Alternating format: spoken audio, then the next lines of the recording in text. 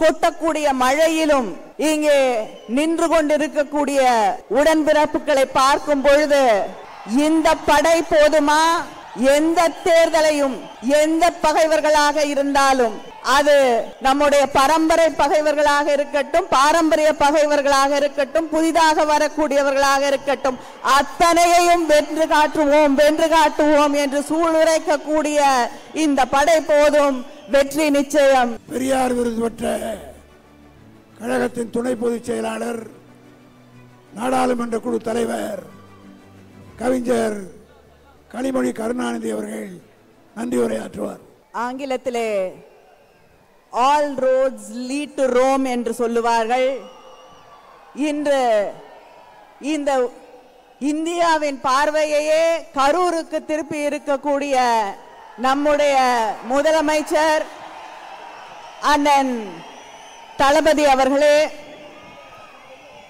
துணை முதல்வர் உதயநிதி அவர்களே, கழகத்தின் பொருளாளர் அவர்களே, முதன்மை செயலாளர் அவர்களே, துணை பொதுச் செயலாளர்களே, அமைப்பு செயலாளர்களே, இவ்வளவு பிரம்மாண்டமான இந்த முப்பெரும் விழா கூட்டத்தை நடத்தி கொண்டிருக்கக்கூடிய கரூர் மாவட்ட கழக செயலாளர் செந்தில் பாலாஜி அவர்களே, அமைச்சர் பெருமக்களே, நாடாளுமன்ற உறுப்பினர்களே, சட்டமன்ற உறுப்பினர்களே, மாவட்ட கழகத்தின் செயலாளர்களே, நகர கழக கிளைக்கழக செயலாளர்களே, திராவிட முன்னேற்ற கழகத்தின் அத்தனை பகுதிகளிலிருந்தும், தமிழ்நாட்டிலிருந்து பல்வேறு பகுதிகளிலிருந்து இந்த நிகழ்ச்சியிலே கலந்து கொண்டிருக்கக்கூடிய சகோதர சகோதரிகளே, தலைவர் கலைஞரின் உடன்பிறப்புகளே,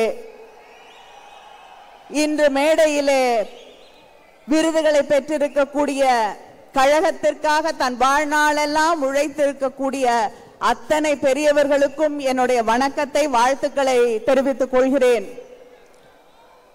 ஒவ்வொருவருக்கும் வாழ்க்கையிலே ஒரு கனவு இருக்கும். எனக்கு இருக்கக்கூடிய ஒரே கனவு, அது தலைவர் கலைஞர் அவர்கள் பெற்ற அதே விருதை, பெரியார் விருதை இன்று பெற்றிருக்கிறேன். அதை நிறைவேற்றி தந்திருக்கக்கூடிய என்னுடைய முதலமைச்சர், கழகத்தின் தலைவர் அண்ணன் தளபதி அவர்களுக்கு என்னுடைய நன்றியை தெரிவித்துக் கொள்கிறேன். கொட்டக்கூடிய மழையிலும் இங்கே நின்று கொண்டிருக்கக்கூடிய உடன்பிறப்புகளை பார்க்கும் பொழுது இந்த படை போதுமா?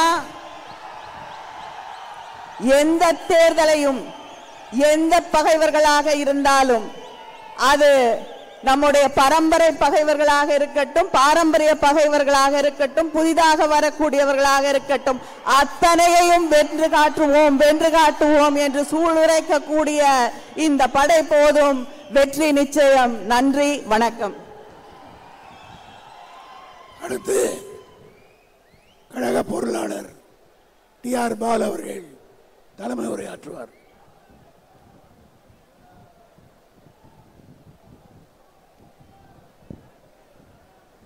அனைவருக்கும் என்னுடைய வணக்கம்.